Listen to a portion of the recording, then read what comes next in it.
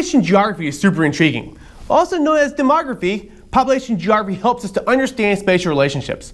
It forces us to consider our place on Earth with respect to everyone else who lives here with us. The demographic transition model helps geographers to understand the path by which a country is going to move from having high birth and death rates to very low birth and death rates. The first country to move through all 4 stages of the model was the United Kingdom because it was the first country to experience the Industrial Revolution. In short, by the 1700s, Great Britain experienced a surge of agricultural productivity due to the Second Agricultural Revolution. Rich farmers started to buy up smaller farms and then fenced them in, creating these enclosures. Once they owned large private farms, they could experiment with new farming practices that led to more food production. The poorer farmers lost their land and many of them worked as tenant farmers to the rich guys. But those who didn't often moved to cities in search of work. At that same time, new inventions made industrial production more productive, especially when it pertains to textiles.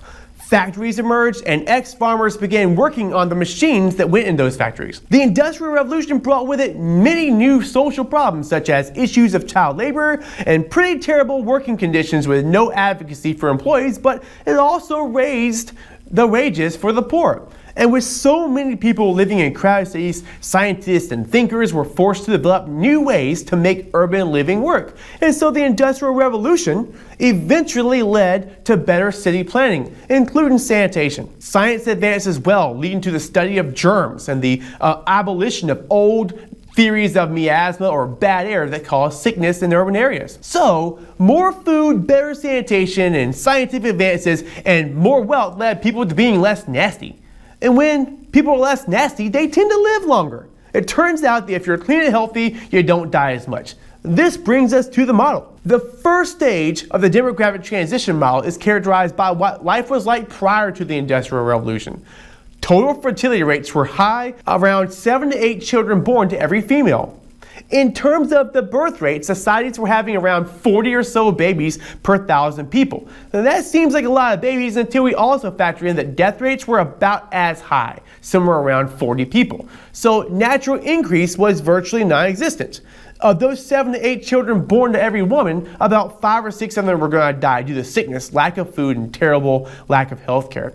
So the death rate matched the birth rate more or less at about 40 deaths per 1,000 people. The rate of natural increase in stage 1 of the demographic transition model was very low, and human population grew very slowly over most of human history. In the 1750s, the United Kingdom entered the Industrial Revolution in full force, and so all those things we just talked about, like better health and medicine and more food, led to children living longer. In fact, total fertility rates didn't change all that much going into stage 2. The death rate plummeted, which caused exponential population growth. OMG, please don't think that population growth was the product of more babies being made. If anything, total fertility went down slightly, but instead of 5 to 6 kids dying before the age of 5, only about 1 or 2 of them died, leading to more kids growing into adults. Stage 3 is a natural progression from stage 2. As more babies survived, there wasn't a need to have so many. Plus, let's face it, kids are super expensive. And with industrialization and better healthcare and an increasingly urban lifestyle, more consumers were able to afford services. They also had better access to education and quickly found that having 5 kids in this urban, increasingly service-oriented society ain't gonna work. Fertility rates in stage 3 began to drop as access to opportunities increased. Women would have somewhere around 2 to 3 kids on average, which still reflects growth because of demographic momentum. That is, the kids that didn't die as kids when the fertility rates were high grew up to be parents themselves, meaning that there would be lots of kids and a higher percentage of older people.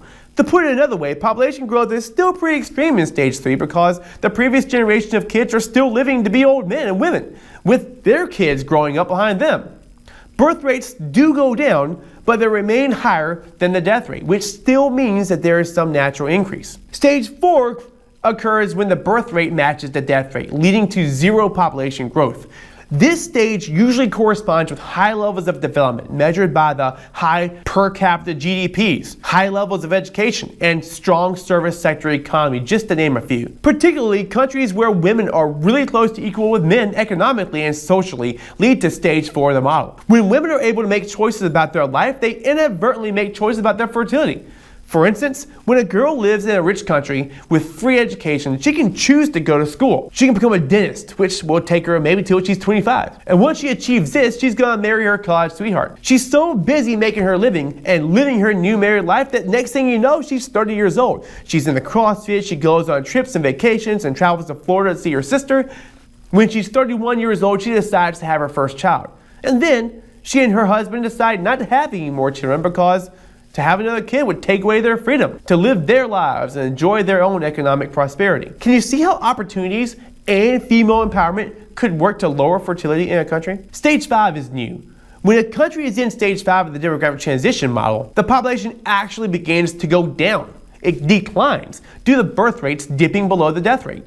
Countries like Germany and Japan and South Korea and most of the world's microstates like Singapore and Monaco are great examples of this right now. Stage 5 countries are extremely urban in nature and have a service economy just like stage 4 countries. However, the concern here is that if the numbers drop too much, jobs are left vacant and the economy begins to suffer. Moreover, there exists a high elderly dependency ratio.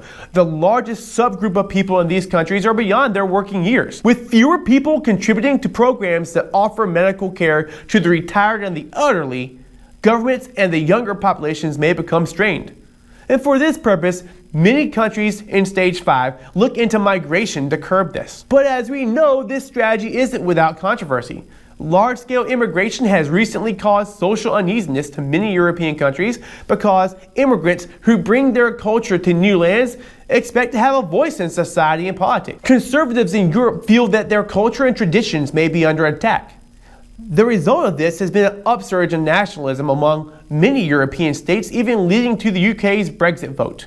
And immigration is seen similarly here in the United States. So that's the skinny on the demographic transition model.